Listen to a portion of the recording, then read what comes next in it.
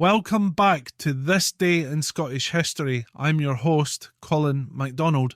Today we're journeying back to an important milestone in the abolitionist movement that occurred on October 7th, 1833.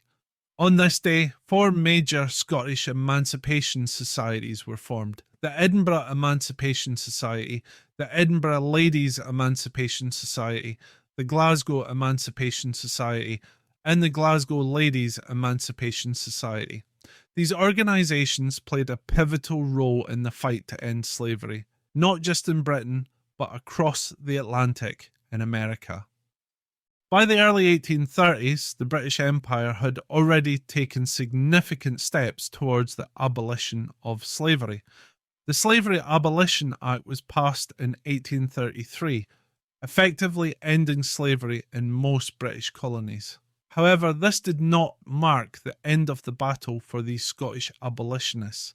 Their focus shifted to the United States, where slavery remained a brutal reality for millions of African Americans.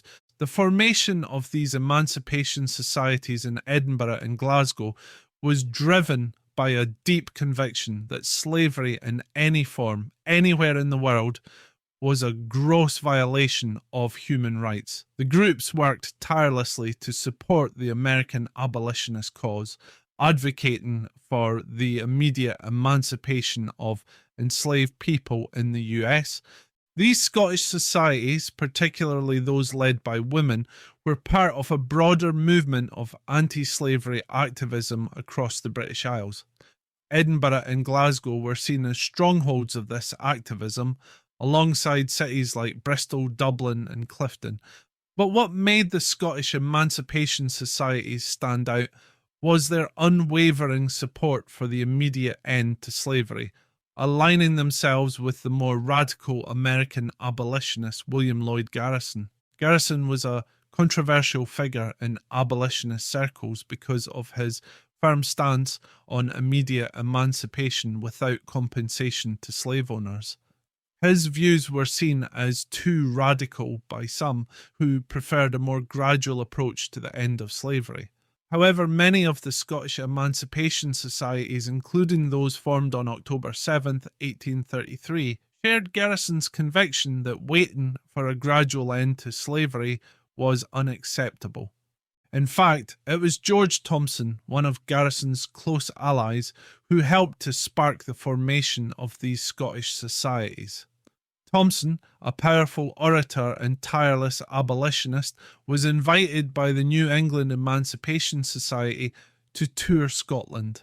His speeches galvanised support for Garrison's ideals and inspired Scottish abolitionists to take direct action. Women played a central role in the Scottish abolitionist movement. The formation of both the Edinburgh Ladies Emancipation Society and the Glasgow Ladies Emancipation Society reflected the growing involvement of women in political activism during the 19th century. Figures like Jane Wigham and Eliza Wigham of the Edinburgh Ladies Emancipation Society are remembered as heroines of the movement. They corresponded with key figures in the global abolitionist community, including Frederick Douglass and Wendell Phillips, and hosted numerous abolitionist speakers in Scotland. In 1860, the Edinburgh Ladies Society hosted American abolitionist and lecturer Sarah Parker Remond, an African-American woman who delivered a passionate speech to over 2,000 people in Edinburgh. Her presence and powerful words left a deep impact on her Scottish audience, further galvanising anti-slavery efforts. These women were not only advocates in public, but also worked tirelessly behind the scenes. They corresponded with American activists, raised funds, and protested against organisations that benefited from slavery, such as the Free Church of Scotland, which had accepted money from American slaveholders. In one memorable act of protest, members of the Edinburgh Society famously wrote "Send back the money" on the grass of Salisbury Crags, demanding that the church return the funds. The Edinburgh and Glasgow Emancipation Societies maintained their momentum throughout the 19th century, even as the abolitionist movement in other parts of the UK began to splinter. Despite disagreements between the more radical Garrisonians and the conservative British and Foreign Anti-Slavery Society, the Scottish organisations persisted.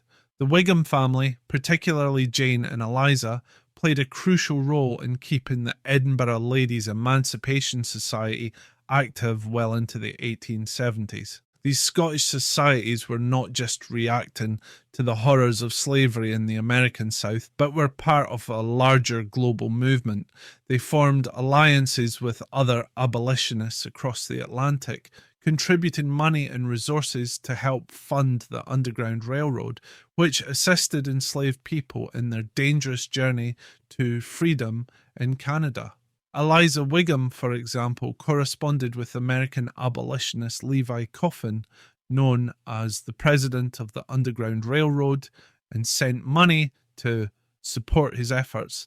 The significance of the Emancipation Society's work cannot be overstated. Their influence extended far beyond the borders of Scotland, helping to shape the global discourse on human rights and the abolition of slavery. In more recent years, historians and activists have sought to revive the memory of these forgotten heroines, particularly the women whose work was so instrumental in the success of the movement.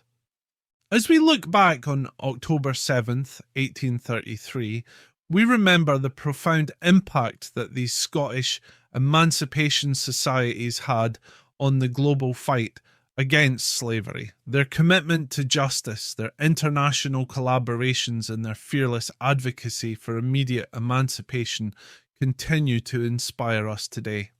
The abolition of slavery was not a foregone conclusion, and it took the courage and determination of people like those in the Edinburgh and Glasgow societies to bring about real change. Thank you for joining me on this exploration of Scotland's abolitionist history. I'm Colin MacDonald, and this has been This Day in Scottish History. Tune in next time for more stories from Scotland's remarkable past. Haste ye back.